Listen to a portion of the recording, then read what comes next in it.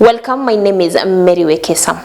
The government has formed a special parliamentary committee to spearhead a comprehensive response to confront the alarming surge in gender-based violence and femicide cases plaguing the nation. This development comes amidst recent data revealing a staggering statistic of 97 women who were murdered over a span of just 90 days. The government has labeled this crisis a societal problem that demands urgent attention. Speaking at a multi-sectoral engagement meeting on femicide in Nairobi, Wang'ombe, the principal secretary in the State Department for Gender and Affirmative Action, emphasized the need for a coordinated cross-cutting approach to address this pressing issue. There is that need for collaboration among various sectors, which was underscored, ensuring a coordinated response to prevent and address femicide. Eliud Lagat, the Deputy Inspector General of Police, echoed the sentiment, stating this is purely a matter of murder and criminal cases that will not be tolerated in our community. Most of these cases are in courts and we might not be able to discuss it because it's already in court. But in partnership with the criminal justice system and all the stakeholders like today, we will see a positive engagement in this crime. The alarming trend of femicide in Kenya has been building for years. Recent data from the femicide count reveals that since January 2017, over 500 women have been killed in the country. In 2023 alone, the Kenya National Bureau of Statistics reported a nearly 30% increase in gender-based violence, with femicide rates rising.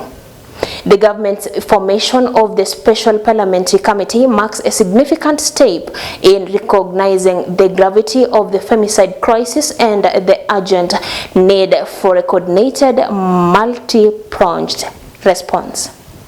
So what I'm asking from Kenyans is to be patient with us, to give us an opportunity to investigate and take actions. Lakini also investigations bila ushahidi haisaidii.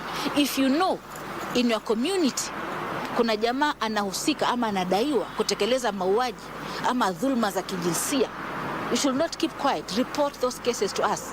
This is a problem is for everybody, and we have also agreed that will make this campaign sustainable.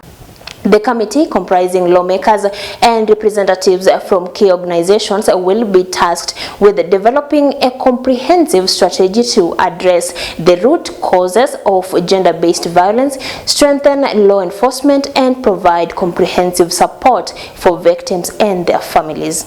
We want to see perpetrators brought into books, and we want to see a whole approach to this thing.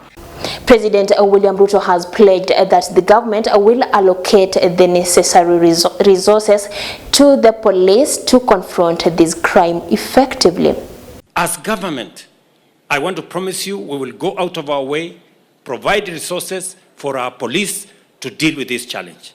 But equally, as parents, starting with myself, as parents, as Kenyans, we must also deal with a moral issue. And for the men, perhaps there is a problem. Maybe we empowered the girl child and we must never blame the victim.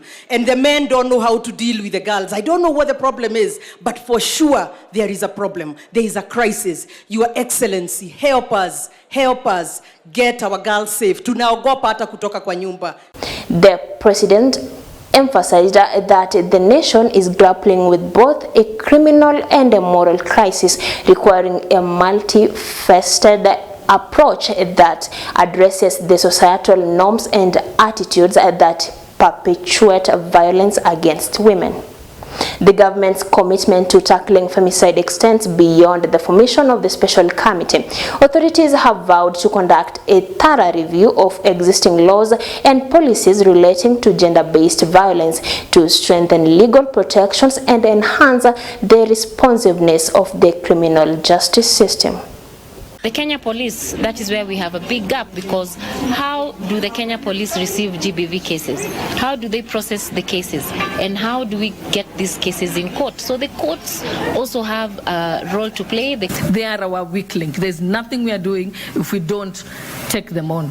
In fact, we don't need them at the police stations. Take them to the hospitals. That's where we rush the girls and the women. We must think, what should the character of security look like? And I think the proposal by Cholet in terms of where do you station the protection officers for women